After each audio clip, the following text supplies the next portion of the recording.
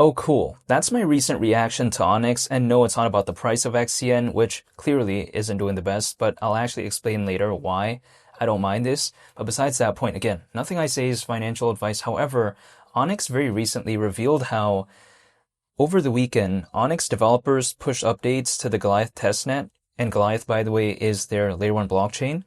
And also on top of that, they say several updates to the Onyx wallet.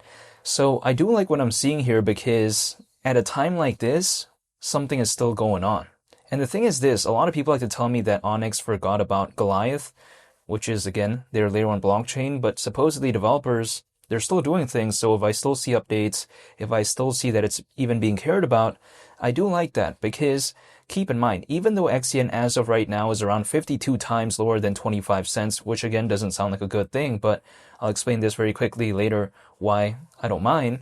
But again, even still despite all this, we're still seeing Onyx arguably work towards, I think, what could be its biggest achievement ever, at least ever since it launched, because what bigger thing could I say happened for Onyx beyond them launching their mainnet of their layer 1 blockchain? There's not really much I could say.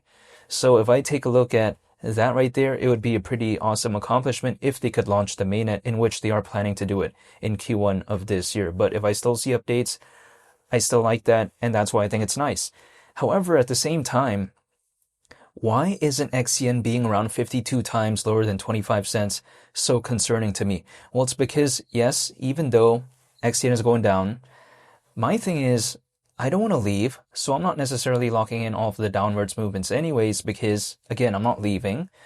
Sure, it's not good seeing the portfolio, seeing that go down, but I feel like it's all unrealized for me anyways. I'm not leaving, right? I haven't exited, so if anything, if I see something this low, I'm going to use it as a point, basically, for me to lower my average cost and just dollar cost average once a month. That way, again, I'm bringing that average cost down. And again, why would I leave as of right now? It just kind of makes no sense to me. So this is why I just like to stay patient at a time like this and just continue to dollar cost average. And that's really about it.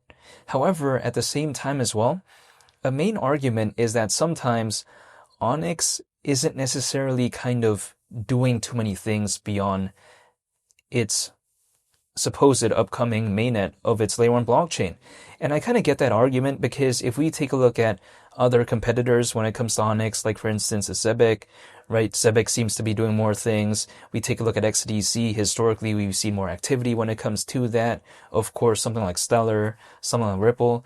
But at the same time, Onyx, even despite its quote-unquote lack of diverse activity, I feel like it still has been, despite all that, able to kind of garner still a lot of attention. It still has around 145,000 holders, which is pretty impressive. Also on top of that, it's still arguably top 5 within its own niche, which is global trade and finance.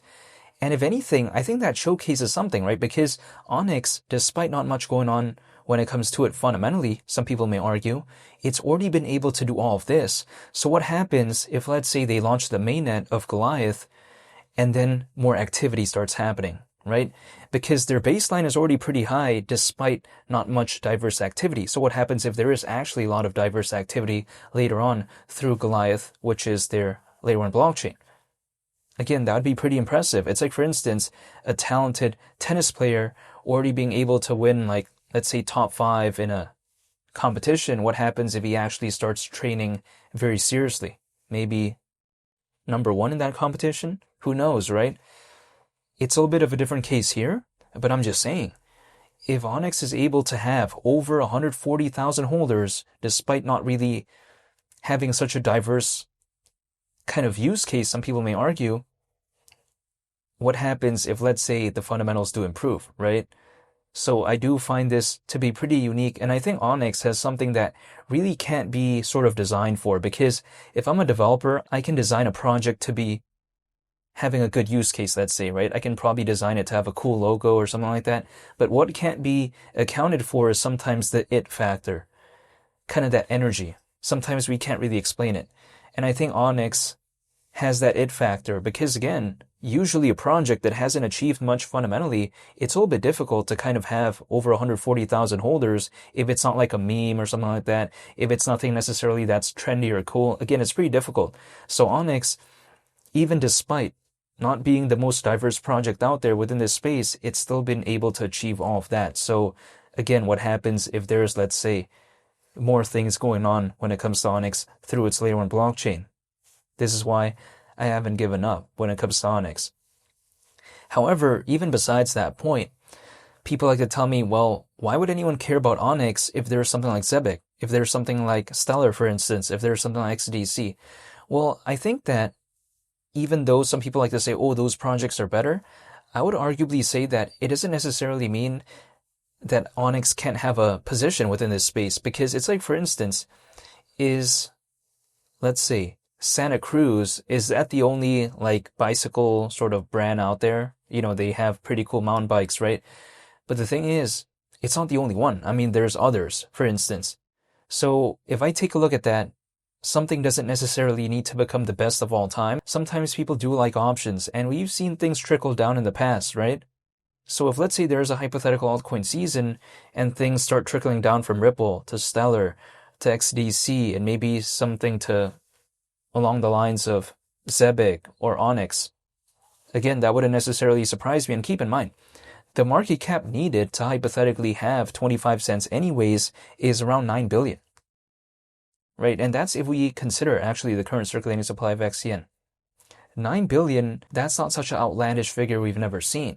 This is not 50 billion, 70 billion, no. And again, we've actually seen even a meme far exceed that, right? Take a look at Dogecoin, which reached over 80 billion back in 2021. But besides that point, I'm just saying, XCN to hypothetically reach 25 cents doesn't need a market cap of 15 billion, 20 billion. No, just around 9 billion. That's it. Which again, people like to say, what do you mean that's it? Well, the thing is, again, it's not such an outlandish figure, but we'll wait and see, right? I can't control this, but I'm just saying that market cap right there is not something we've never ever seen before. But besides that point as well, if I take a look at Onyx overall, okay, sure, it's never gonna ever, I think, overtake Stellar or Ripple, but it doesn't need to, again, right? A project doesn't need to be so revolutionary that it overtakes Ripple and Stellar, you know, if the end goal is just to reach around a 9 billion market cap, right? And that's even assuming if there's a hypothetical altcoin season. But I'm just saying, like, a project does not need to overtake those giants in order to reach around a 9 billion market cap. But that's just besides the point. This is just kind of my mindset as of right now when it comes to Onyx. However, personally for me, I don't expect Onyx to reinvent the wheel either. As long as it can maintain that top 5 position within its own niche of global trade and finance, we're going to Sizzler. That's the way you take a look at it. But again, only time will tell. This is the way you take a look at it. So I'm just still waiting. And yeah, okay, sure. The charts aren't doing the best, but what can I do? Complain all day? It's not going to make the charts do anything. If anything, I just like to make use of the situation that I'm presented with. So that's why I just would rather dollar cost average once a month and lower my average down instead of complaining. But I could just leave though. I mean, if I'm so frustrated, I could just exit. I mean, no one's telling me to hold, right? Even if someone did tell me to hold, I could easily not do it, you know, because I'm making the decision myself. However, I'm just not frustrated like that. The way you take a look at it is, if I'm still a fan of the project, I just still want a dollar cost average. That's it. Only once a month. I'm not going to do any more than that though. I'm not going to do any less than that either. That's it. But again, if I'm so frustrated, I could leave. So I don't even have to be in this space, but I'm voluntarily choosing to do so when it comes to Onyx because I still like the project. I like its presence within the global trade and finance space, again, within this space. And those are basically the major reasons why I just haven't left, even though I could, but I just don't want to. However, I'm going to stay patient. That's pretty much about it. And I'm not going to be able to know how long I'm going to have to wait. Like, I can't know when there's going to be hypothetically an altcoin season. There's no way. But I'm just going to wait. That's it. Whether or not it takes like 6 months, a year, 2 years, who knows, right? But I'm just saying those are some hypothetical examples, but I'm going to be waiting. Because whether or not I'm holding, I'm going to have to live my life. Like, for instance, whether I'm holding or not, I'm going to still have to wait until 2027, 2028, and so on. I'm going to still have to live my life in those years. So when it comes to holding or not, I'd rather be holding than not. That's the way to take a look at it, even though I'm not telling anyone to do anything. But yeah, that's pretty much about it when it comes to Onyx. I just thought it's a pretty cool update fundamentally because, again, supposedly the developers are still doing something when it comes to Onyx. So I felt like talking about it. And, especially if the price isn't doing the best, sometimes these moments, it just gives me a little bit of a positive vibe. So I do like seeing that. But yeah, besides that point, I want to say thank you for watching.